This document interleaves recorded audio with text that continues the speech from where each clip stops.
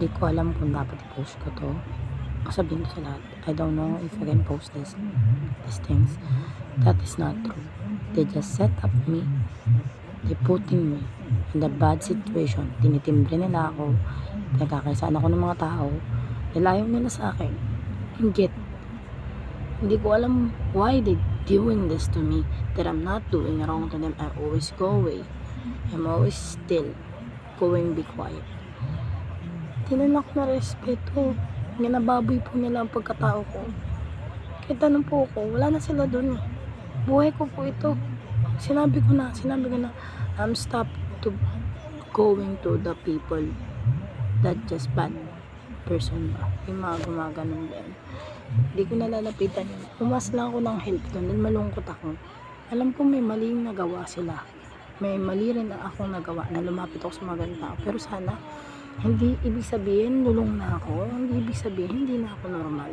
Not about thing that I've been doing of that person that I got asked for help of them as my friend because I'm sad. I'm very sorry for those people. Thinks too much. Overthinking. Na baliw na ako. Hindi niyo ako pinakikinggan kahit anong paliwanag ko. You not listen to me that I'm telling the truth. That I'm not a bad person. I'm not going to be crazy. I'm telling the truth, but no one believes me, and I'm got the position that I want to tell all of you. Please believe me. I'm in the bad situation right now. Gusto kong mangupahan, gusto kong mag-bed space. Ang ginagawa sa akin, pabebed space ako, tapos mangatulog ako, sasaksakin ako. Hindi na lang. Gusto ko, awanan. God, just help me. Thank God. Salamat sa Diyos na ako protektahan para ng Panginoon. Pakiusap, lubayan niyo na ako. Leave me alone. Kasi wala na akong hanap buhay. Hindi ako makapag-apply ng work. Gusto ko mag-work. Ang ginagawa niyo, hindi ka qualified. Kasi hindi ka tapos sa pag-aaral. Kahit ano mang klaseng work eh. Kayan ko rin. Kaso nga lang, yung pagtitinda ko, yun yung hanap buhay ko, doon na ako kumikita eh, kasi muna lang ang kinikita ko. Hinisilip mo ba? Pati yung pagpapalabas ko, pati yung sa service ko, sinisilip mo ba? Kasi naiinggit ka sa akin. Alam nyo, hindi ako masamang tao, madiskarte lang eh. I'm not a bad person, thank you so.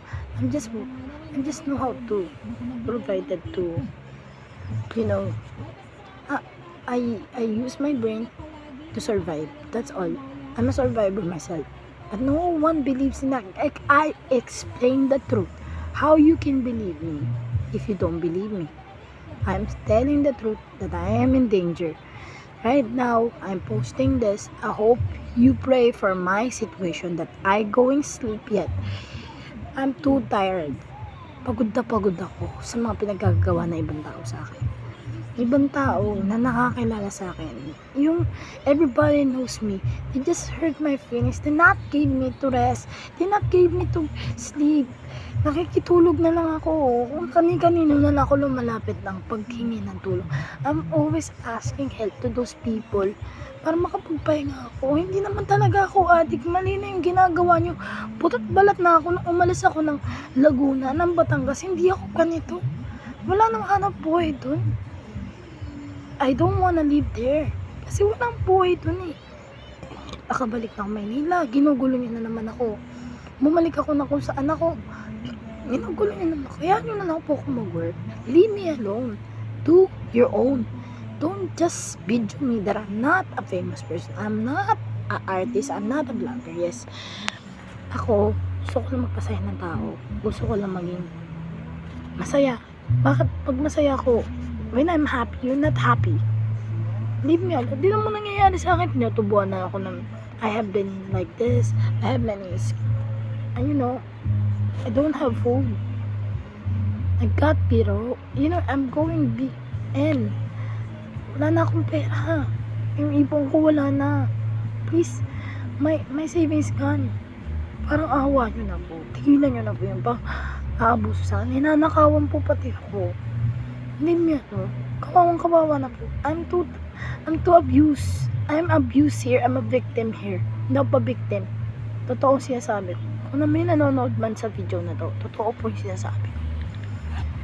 Kaya minsan, inaano ko po yung mga pulis at ibang tao. Kasi hindi nila ako mananiniwala. Kahit totoo naman po na kailangan ko ng pera. Kahit mamalimos na ako, masama pa rin. Ano po bang gusto niyong gawin? Pwede ba tigilan niyo na yan?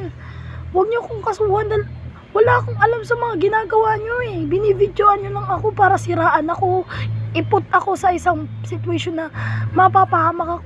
Ano pa klaseng tao kayo? Ba't napakasama ng pagkatingin niyo sa... Dahil nasa sa mga sinasabi ng mga vlogger na yan, iba, pero hindi ko nilalahat. At hindi ko nilalahat ng pulis ay masama. Makinig naman po kayo. Hindi po tayo masamang tao. I'm not a bad person. I'm not you think so. Please believe me. Please pray for my situation. Please leave me alone. Tahimik na po ako eh. I've been quiet my life. Please lang. Kung ano man yung diskarte ko, kung ano man yung paghingi ko. Pera eh, I don't have money. Hindi ako mayaman. Kagaya rin ako ng ibang tao. Dumiskarte lang ako, masama na. Grabe naman po kayo. You too much on me. Please naman po, kunting respeto naman. Tao rin kayo. Ginagawa nyo na akong double din na baboy na beke. Ginagawa nyo akong baboy. Natutulog ako, din nyo naman ng respetuhin. Binababoy nyo ako. Napakababastos yung mga lalaki kayo. Ano kasi kayo? Napakatanga nyo. Bakit ganyan kayo? Hindi porket lahat ng babae ganun. Wala na kayong respeto. Pakiusap naman. Tama na itong kagaguhan na to. Katarantaduhan na to. Please stop this stupid crazy stuff. Tama na. Alam ko na eh. Huwag nyo gawin yung mga krimen sa sarili nyong kamay. Kung gusto nyo ng totoong tao na napapakatotoo, kahit ipagtanggol ko kayo, I always save your life to in a rally. Kasalanan ko lagi. Isn't it pointed that I am the bad situation na mula naman ako rin minsan. Ipinaglalaban lang nila yung karapatan. They just fighting for their rights and also my rights too. Binighimay ako ng karapatan. Hindi niyo pa ako narespeto. Hindi. Re-respetuhin mo man pero bastos ka, nang titrip ka, nang gagago ka, nang babastos ka. You just fucking stupid doing on me. Diba? Kaya please, matuto naman po tayo ng respeto sa isa't isa dahil hindi po tayo masamang tao. Just know how to respect a person. They're just private life, she was, not a famous. Don't use your camera and video to video a person. Tapos ilalagay mo kung ano, edi timbre mo sa pulis. Dito yung scammer, ganto. Please, enough na, tama na. Pag sinabing enough na, alam mo dapat yun. Kailangan ba duman pa ng suntukin kita. You need to make me be a bad person to hurt you. Alam mo sa situation mo, sa sistema, the system. Please, enough. No? Pubyang-pubya na po ako.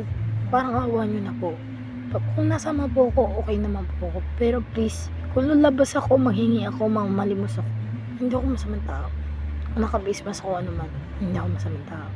Tinatakloban ko lang mukha ko dahil wala kayong ginawa kundi siraan ako. Alam mo kung nasaan ako. Ba't pa nyo ako tantanan? Why you don't stop bothering my life, getting me worse na ako. 5 years na ako nagdudusa po. Tama na. Para makapaghanap naman po ako ng work. Hindi naman po kung ayoko mag-work na normal, kung gusto ko mag-work ng bar, ito naman nasa bar, pinapahirapan, kinakawawa po ko.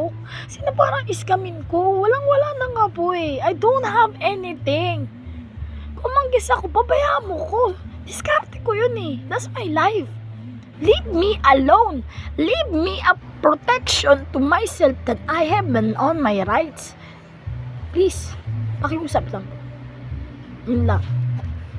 Pray for me kung sino mga naniniwala sa akin yan. Hindi yung gagawin mo dahil ginusto mo, dahil gusto mo. Ipagdasal niyo ako na huwag mangyari. Okay? Kasi hindi ako kagaya na ibang kapatid ko na balasubas at winawaldas ang pera para sa bisyo. Hindi eh. Kasi tumutulong din ako sa ibang tao na walang-wala. Pag meron ako, pag wala ako, di wala din ako. Pag masasabi masama ako, then di ako makasarili. They abusing me because I'm kind and good person.